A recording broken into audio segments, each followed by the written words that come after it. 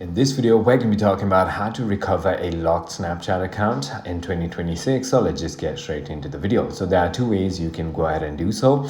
First is going to be opening any browser that you prefer using and heading straight to accounts.snapchat.com/accounts/unlock right over here, and you're going to be taken to this page. You can simply enter your username or email right over here. So I'm just going to go ahead and do so.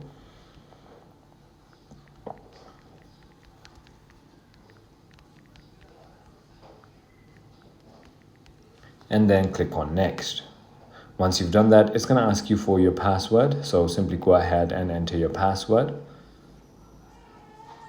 Finally, it's going to say locked account. If you received a message saying that your Snapchat has been locked, please wait and try logging in again after several hours. If your account has been locked for an extended period of time, you can try to unlock by clicking on the unlock below. So just click on this unlock button right over here, and then it will proceed with your request. However, my account was not locked, so it didn't go ahead and process the request, but it is as simple as that.